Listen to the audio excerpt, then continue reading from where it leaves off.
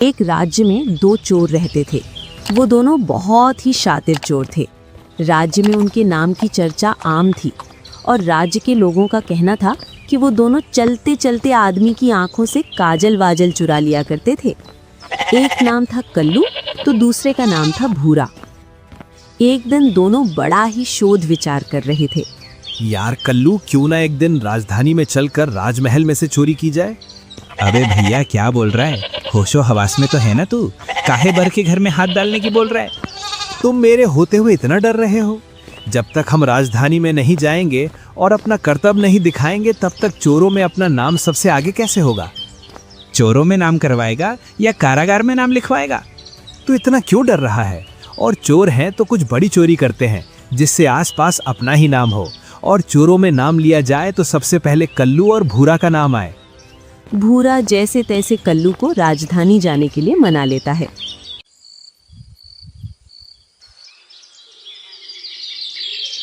वो दोनों राजधानी की ओर निकल जाते हैं।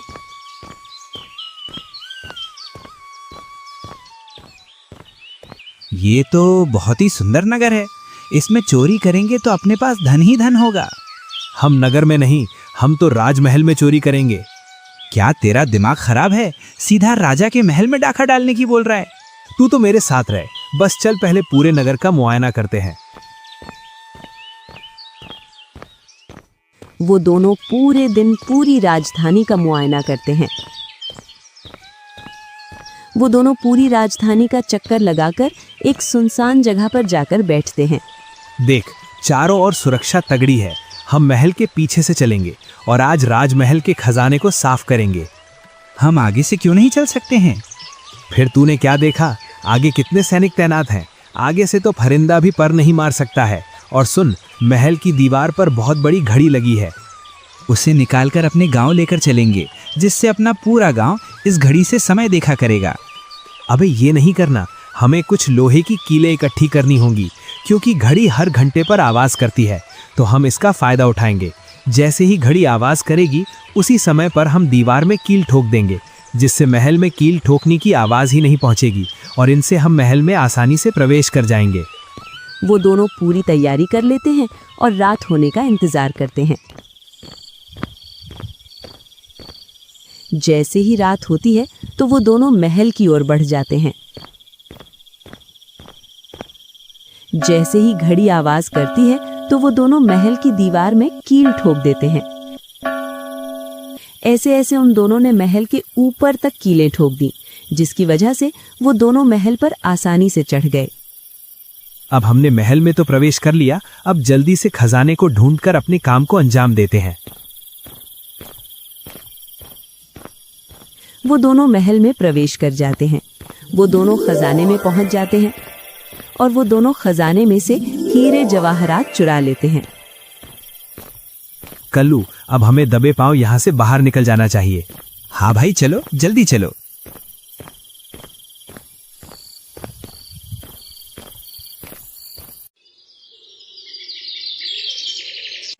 दूसरे दिन मंत्री खजाने को देखकर चौंक जाता है और दौड़ते हुए राज दरबार में पहुंचता है।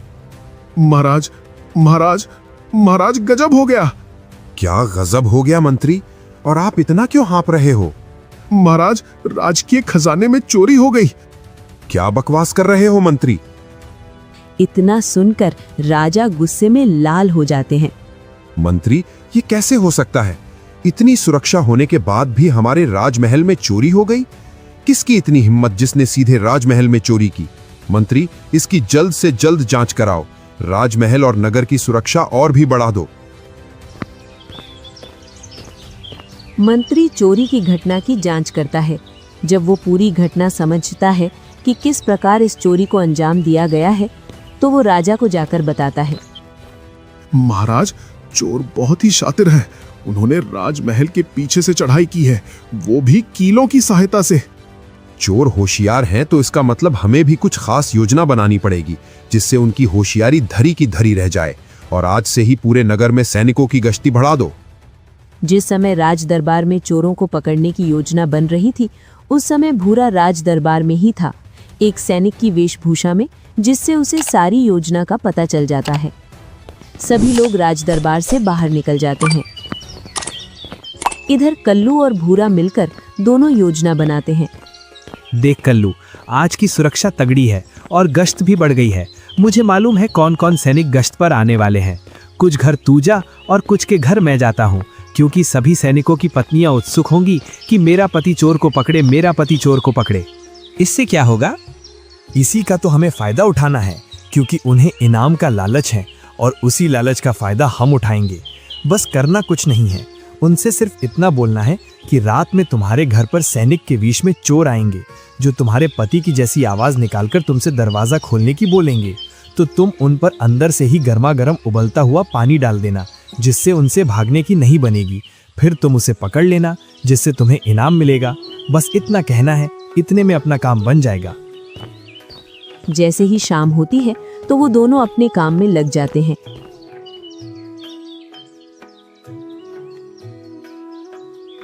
और सभी सिपाहियों की पत्नियों से बोल आते हैं।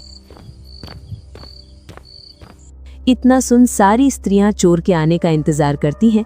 वो अपनी पूरी तैयारी के साथ चोरों का इंतजार करती हैं और इस बात की सूचना उन्होंने अपने पतियों को भी नहीं दी। निशाना तो सही जगह पर जाकर लगा है। हमें आधी रात तक इंतजार करना होगा। जैसे ही ये सैनिक थक जाएंगे तो अपने अपने घर चले जाएंगे और फिर हम अपने काम में लग जाएंगे। सभी सैनिक रात के 2 बजे तक गश्त करते हैं। अरे भाइयों, नगर में अभी तक कोई नहीं आया। रात भी बहुत गुजर गई। मुझे तो लगता है चोर आज आने वाले नहीं हैं। तो फिर क्या करें? क्या करें? चलो अपने अपने घर। थक भी गए हैं, वैसे भी 3 घंटे बाद उजाला सा हो जाएगा। हाँ भाइयों, चलो तो सभी चलते हैं। सभी सैनिक अपने अपने घर की ओर चल देते हैं। जैसे ही घर पहुंचते हैं तो दरवाजा खुलवाने के लिए आवाज लगाते हैं। अरे भाग्यवान, दरवाजा खोलो, हम आए हैं। चोर महाशय, अगर तुम्हें अपना जीवन पसंद हो तो यहाँ से चले जाओ। क्या बोल रही हो तुम? मैं तुम्हारा पति हूँ, चोर नहीं। सैनिक बहुत कोशिश करते हैं, लेकिन उनकी पत्नियां उनकी एक भी बात नहीं सुनती हैं। अरे सुंदरी, दरवाजा खोलो, बाहर बहुत ठंड है। आ गया, मैं तेरा बहुत देर से इंतजार कर रही थी। इधर खिड़की पर आओ, पहले देखूंगी, इसके बाद दरवाजा खोलूंगी। जैसे ही सैनिक खिड़की पर आते हैं तो उनकी पत्नी उन पर गर्म उबलता हुआ पानी डाल देती है, जिससे वो सैनिक झुलस जाते हैं। अरे ये क्या किया? इस पानी से तो मैं पूरा झुलस गया। जब वो देखती है कि वो तो उसका ही पति है। हे भगवान, मुझसे ये कौन सा पाप करा दिया? ये तो पूरे झुलस गए। उस कलमुन्हे की वजह से हुआ है, उसका नाश जाएगा।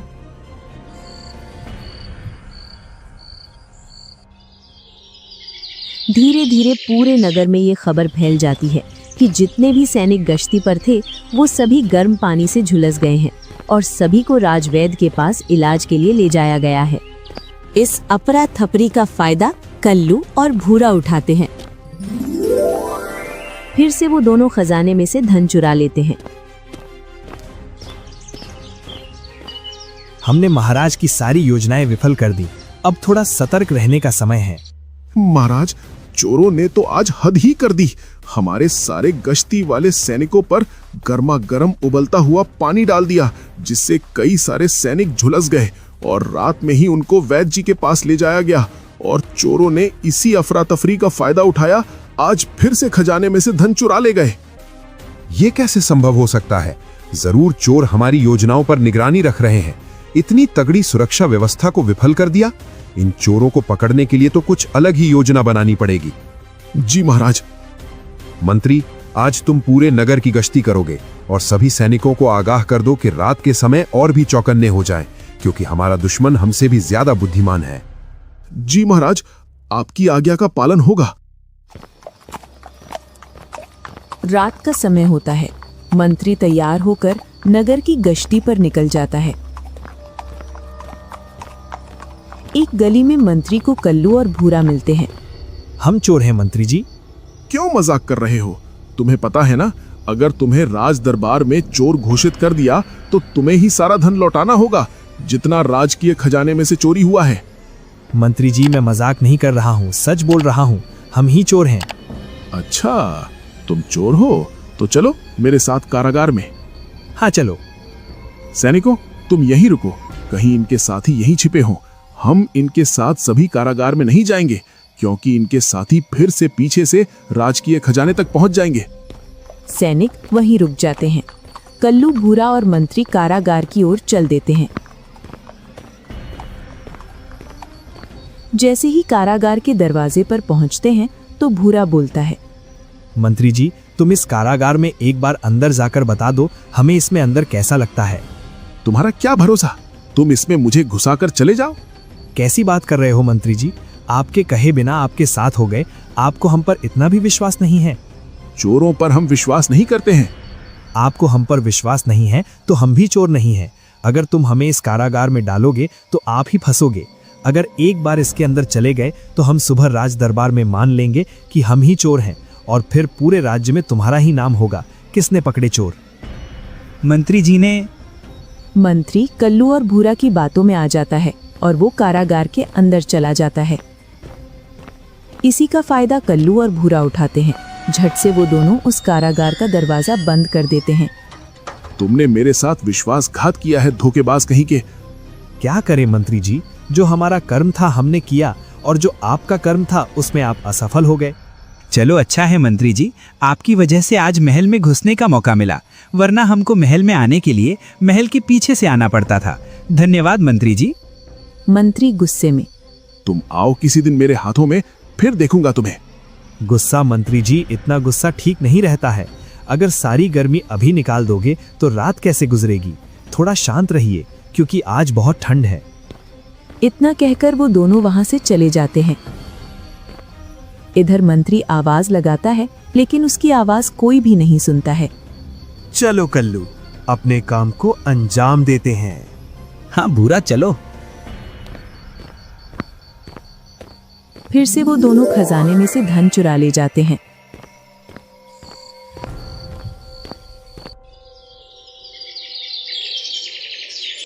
इधर मंत्री ठंड की वजह से सुबह तक अधमरा हो गया था। कुछ सैनिक आकर मंत्री को देखते हैं। अरे मंत्री जी, आपको यहाँ कौन बंद कर गया? मंत्री से सही से बोलने की भी नहीं बन रही थी, और मंत्री को तुरंत वैद्य जी के पास ले जाया गया। ये कैसे चोर है? चोरी की चोरी करते हैं और ऊपर से लोगों को चोट पहुंचाते हैं। हाँ वेद जी, बहुत ही खतरनाक चोर हैं। खतरनाक नहीं, शातिर। मंत्री जी का उपचार करके मैं भी आज राज दरबार में आता हूँ। राज दरबार में सभी लोग उपस्थित थे, लेकिन आज मंत्री जी नहीं थे। इन चोरों ने तो नाक में दम कर दी। बहुत ही चालाक चोर है, जो हमारी सारी योजनाओं को विफल कर देते हैं। लेकिन हमारी योजना इनके पास कैसे पहुंच रही है? सेनापति, पूरे राज्य में ऐलान करा दो, जो भी कोई चोरों को पकड़कर राज दरबार में लाएगा उसको मुंह मांगा इनाम दिया जाएगा। जी महाराज। वैद्य जी, आपके पास कोई उपाय है चोरों को पकड़ने का? महाराज, उपाय तो कुछ नहीं है, लेकिन एक निद्रा की दवाई बनाकर दे दूंगा। जैसे ही चोर सामने आएंगे तो उनके सामने उस दवाई की पोटली खोल देना, जिससे चोरों को वहीं तुरंत निद्रा आ जाएगी। जी वैद्य जी, आप दवाई तैयार कीजिए। सेनापति, आज पूरे राज्य में ऐलान हो जाना चाहिए, और संध्या के समय वैद्य के पास जाकर दवाई ले आना। और आज गश्ती पर आप रहोगे, और साथ ही पूरे नगर के छोटे बड़े व्यापारी, सेठ और सुनार तक ये खबर पहुंचा दो, कोई भी व्यक्ति हीरे, जवारात और सोना बेचने आए तो उसको सबसे पहले राज दरबार लाया जाए। सेनापति, कल सुबह तक सारे चोर मुझे राज दरबार में चाहिए। जी महाराज। सेनापति अपने काम में लग जाता है और पूरे राज्य में खबर फैला देता है। सुनो सुनो नगरवासियों, महाराज का संदेश है। जो भी कोई व्यक्ति उन चोरों को पकड़ेगा, उनको महाराज की ओर से इनाम दिया जाएगा। इधर कल्लू और भूरा, अब तो महाराज ने बहुत ही तगड़ी योजना बनाई है भूरा। अब तो यहाँ से निकलने में ही सार है। अगर हम यहाँ रुके तो ये हमारे लिए खतरे की घंटी होगी।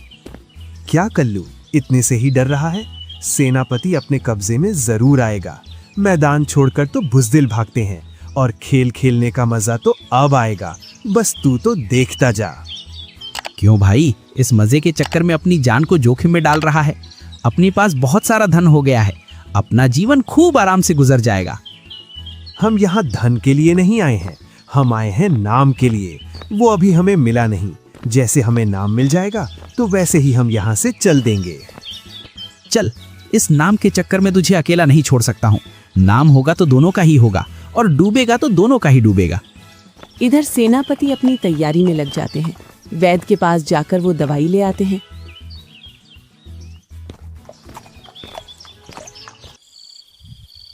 जैसे ही रात होती है तो वो कुछ सैनिकों के साथ गश्ती पर निकल जाता है। इधर कल्लू और भूरा अपना वेश बदल लेते हैं। भूरा बाबा बन जाता है और कल्लू उसका चेला बन जाता है। वो दोनों धूनी रमा के एक पेड़ के नीचे बैठ जाते हैं। सेनापति गश्ती देते देते जैसे ही उस पेड़ के करीब पहुंचता है तो वो देखता है 2 साधु धूनी रमाए बैठे हैं। सैनिकों, जाओ इन साधुओं को घेर लो, कहीं चोर ही हो इन साधुओं के वेश में। भूरा गए, इस सेनापति ने तो पहचान लिया। तू तो सिर्फ शांत बैठा रहे, इन्हें तो मैं संभाल लूंगा। सैनिक उन दोनों को घेर लेते हैं। हे बालक, आप यहाँ हमसे? कोई भूल हो गई जो तुम इतने सारे सैनिकों के साथ हमारे पास आए हो? ढोंगियों, आज आए तुम हमारी पकड़ में।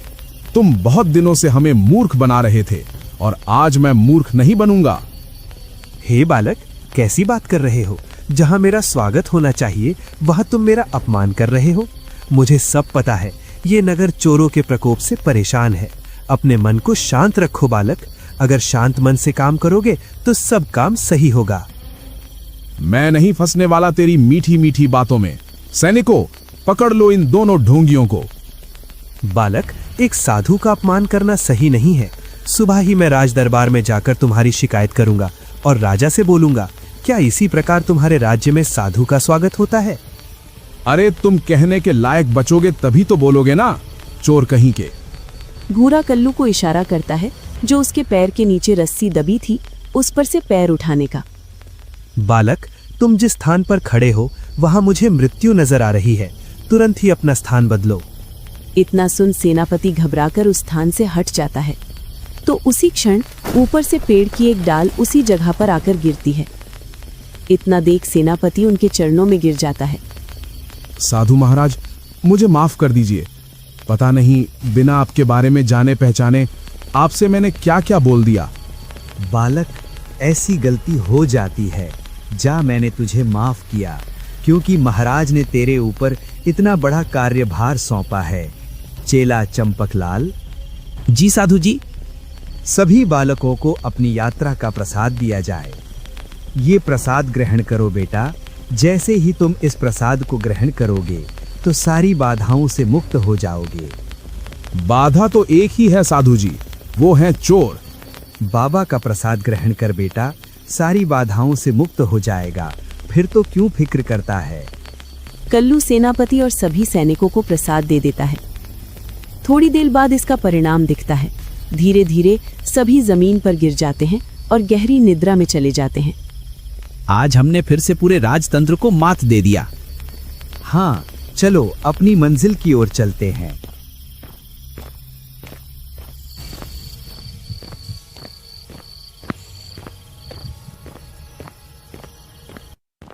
दूसरा दिन राज दरबार भरा हुआ। आज रात फिर से वही घटना। इतनी सारी व्यवस्था और इतने सैनिकों के बीच में से कैसे निकल जाते हैं ये चोर? क्यों सेनापति, हमने आपको चोरों को पकड़ने के लिए भेजा था, ना कि सोने के लिए। आप कुछ कहना चाहोगे इस पर? महाराज, उन चोरों ने हमें इस प्रकार भ्रमित किया कि हम उनके बहकावे में आ गए। उन्होंने बोला, हम तुम्हें तुम्हारी सारी बाधाओं से मुक्त कर देंगे, पर मैं उनकी बातों को समझ नहीं पाया। जब वे इतने दिनों से कई सारे लोगों को मूर्ख बनाते आ रहे थे तो तुमने क्या सोचा, तुम बच जाओगे? जो भी उनकी बातों में आता है वो उन्हें पकड़ ही नहीं सकता है। हाँ महाराज। राज दरबार में कई बातों पर विशेष ध्यान दिया जाता है। आखिर में आज मैं ही राजमहल और नगर की गश्ती पर रहूंगा। सभी राजा के निर्णय का स्वागत करते हैं। फिर से कल्लू और भूरा अपनी योजना बनाते हैं।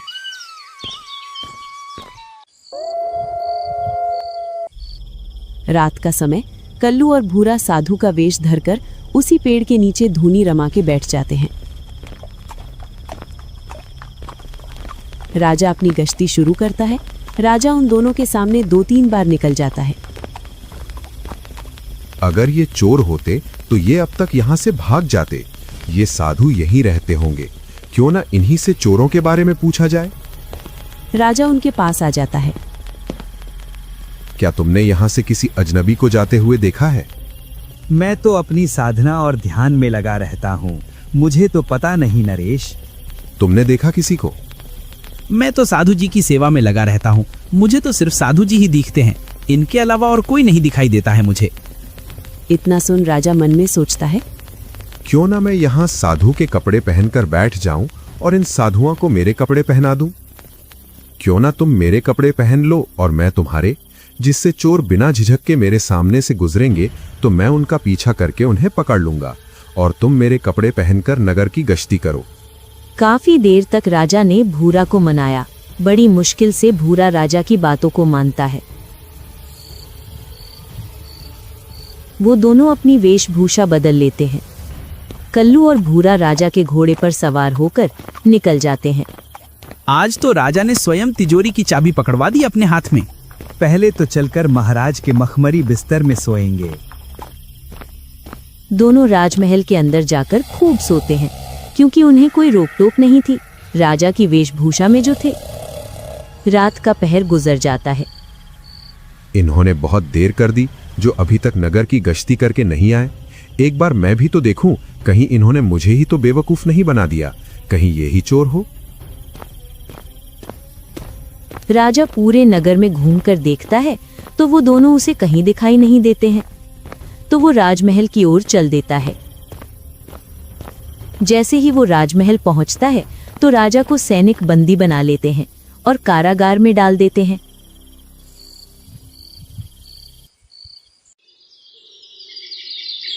जैसे ही दिन का उजाला होता है तो कुछ सैनिक कारागार की गश्ती पर जाते हैं। तो सैनिक देखते हैं, महाराज आप यहाँ हो तो महल में कौन है? अब महाराज, रात में मेरे साथ दुर्व्यवहार और सुबह मेरा सम्मान, वाह क्या बात है।